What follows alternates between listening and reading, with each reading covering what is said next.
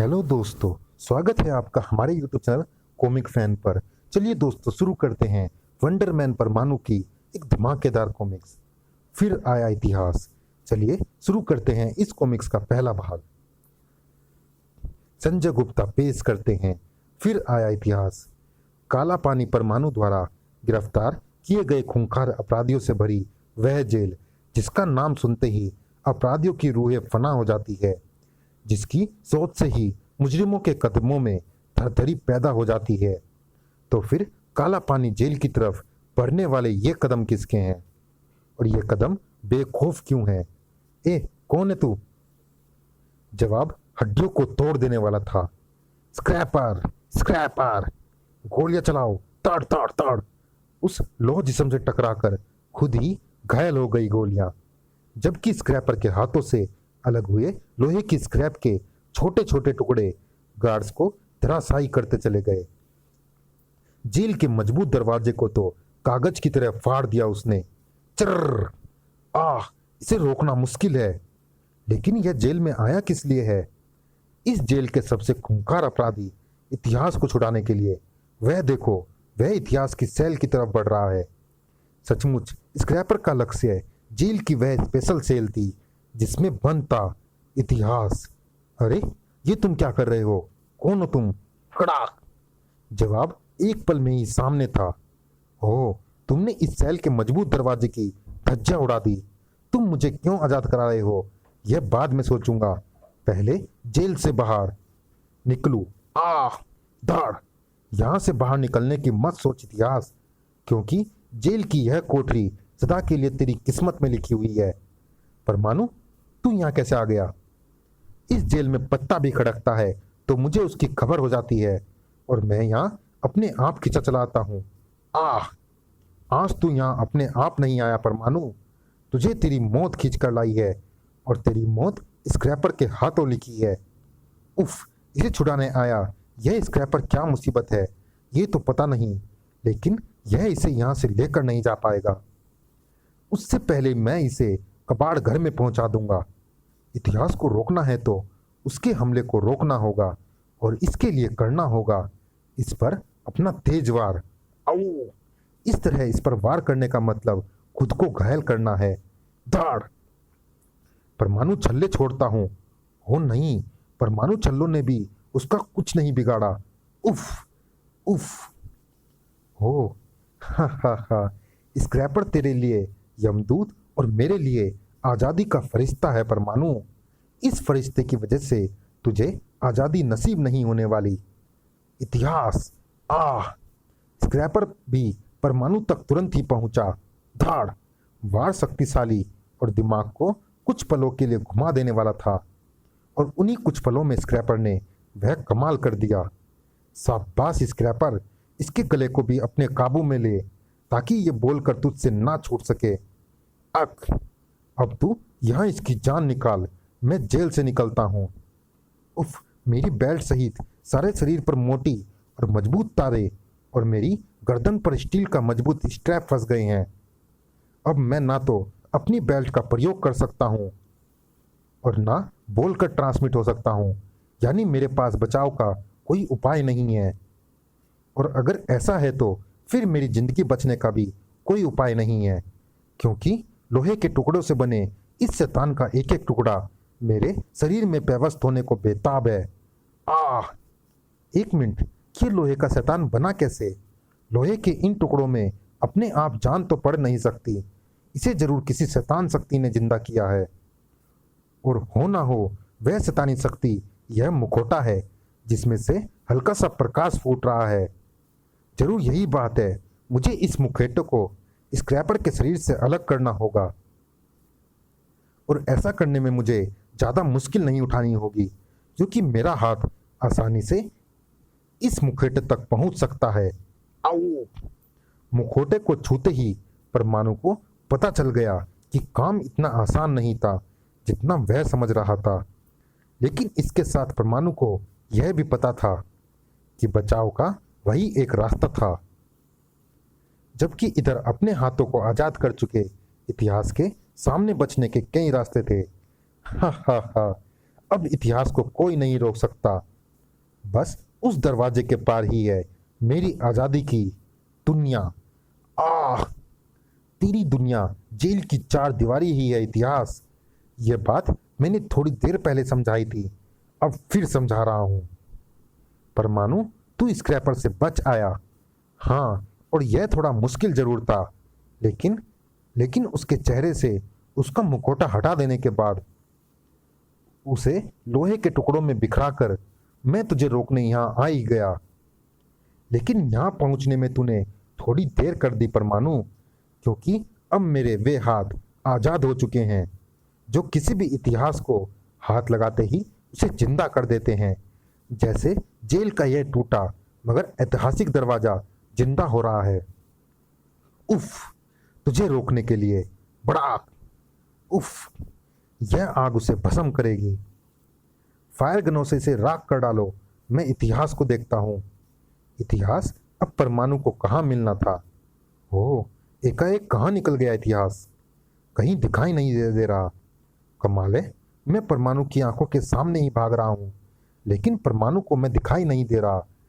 ऐसा कैसे हो रहा है? तुम्हारे शरीर के इर्द गिर्द मौजूद मेरी किरणों की बदौलत, जिन्होंने तुम्हें अदृश्य किया हुआ है। इतिहास, कौन हो तुम? भैरव, स्क्रैपर को भेजकर मैंने ही तुम्हें जेल से आज़ाद करवाया है। इतिहास, तुमने? मगर क्यों? बताऊंगा, लेकिन फिलहाल यह सब बताने से ज़्यादा जरूरी यहाँ से निकलना है। दोनों एक क्षण भी वहाँ नहीं ठहरे। जबकि परमाणु, कोई बाहरी ताकत इतिहास को जेल से छुड़ा कर ले गई है, और यह अच्छा नहीं हुआ, क्योंकि इतिहास का जेल से आज़ाद होकर उस ताकत के साथ जा मिलना मुसीबतों का एक बड़ा तूफान ला सकता है।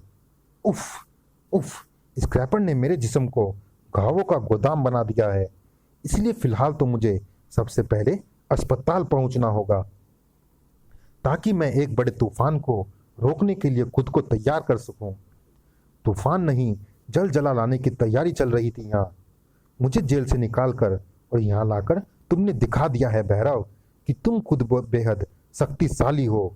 फिर आखिर ऐसा कौन सा काम है जिसके लिए तुमने मुझे जेल से बाहर निकाला? मैंने तुम्हारे बारे में सारी जानकारी हासिल की है।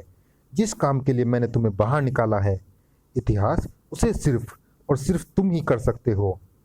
ऐसा क्या काम है? हजारों वर्षों से सोए एक इतिहास को जगाना है। इतिहास? किस इतिहास की बात कर रहे हो तुम?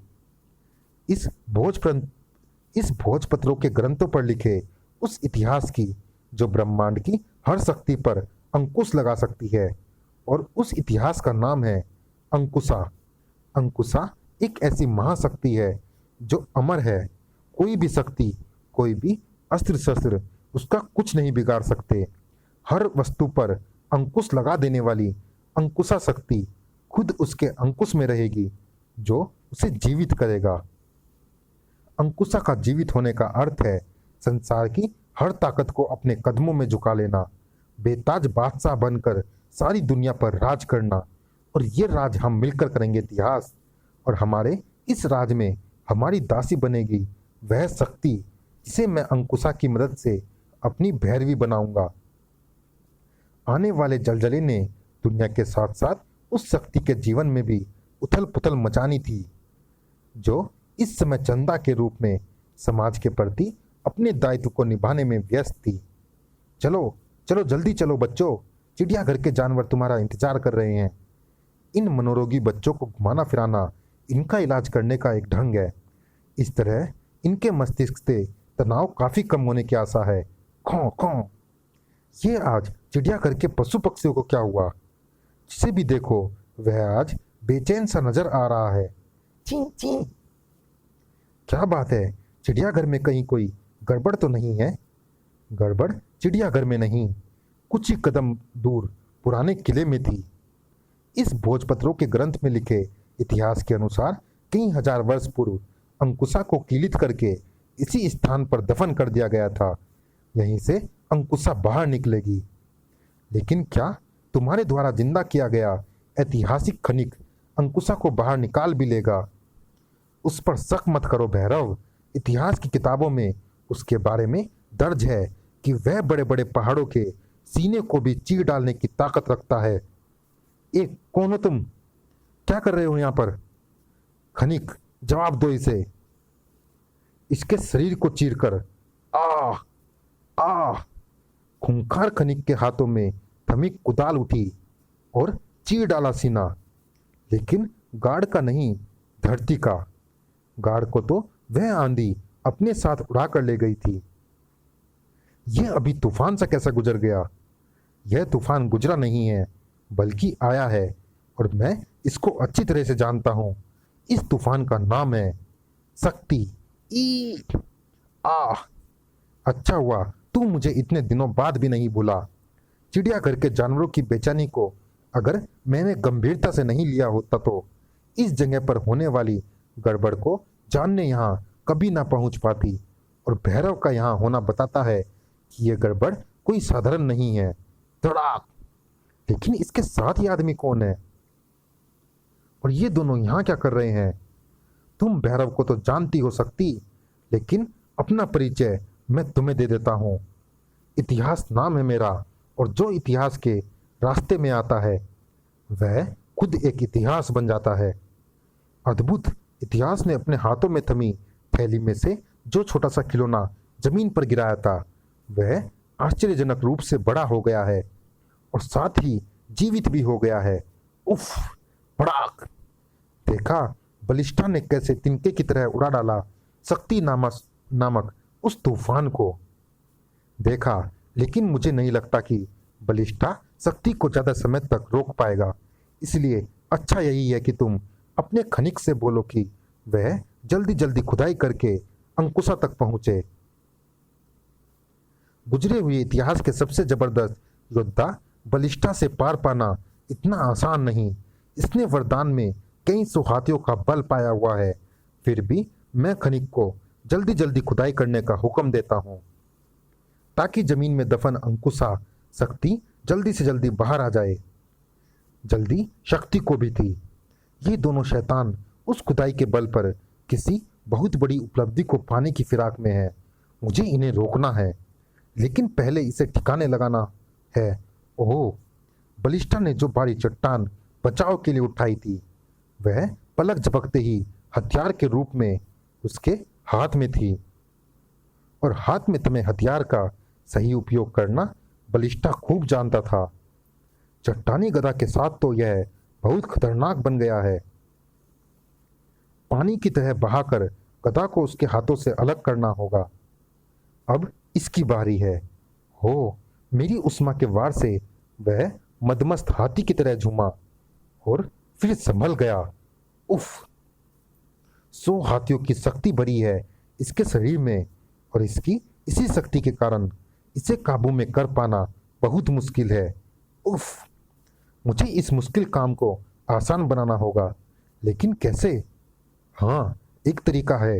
इसमें हाथियों का बल है, तो फिर क्यों ना मैं इसे काबू करने के लिए वही तरीका अपनाऊं जिससे हाथियों को काबू में किया जाता है। और इसके लिए पहले मुझे हाथियों को काबू में करने वाला हथियार अंकुश बनाना होगा, और फिर इसका भरपूर वार इसके माथे पर करना होगा, क्योंकि हाथी लाख ताकतवर सही, लेकिन माथे पर हुए प्रहार को हरगिज नहीं सह पाएगा। बलिष्ठा भी नहीं सह पाया। कुछ ही पलों में बेजान होकर नीचे आ गिरा वह। यह खत्म हुआ। अब मुझे खनिक के हाथों के साथ साथ इसकी सांसें भी रोकनी है, ताकि उस गड्ढे में उतरकर मैं यह जान सकूं कि आखिर यहाँ किस लिए खुदाई हो रही है। उस गड्ढे में तुझे कुछ नहीं मिलने वाला शक्ति। वह गड्ढा तो तुझे धोखा देने के लिए खोदा जा रहा था। असली गड्ढा तो यह है जिसमें हमारा सपना दफन था, और हम उसे बाहर निकालने में सफल हो गए हैं। मिल सकती हमारे सपने से, जिसका नाम है अंकुशा। मैंने इसे जिंदा किया है। चलिए दोस्तों, इस भाग में इतना ही। ये कॉमिक जारी है अगले भाग में भी। मिलते हैं इसी कॉमिक्स के अगले भाग में। तब तक के लिए धन्यवाद।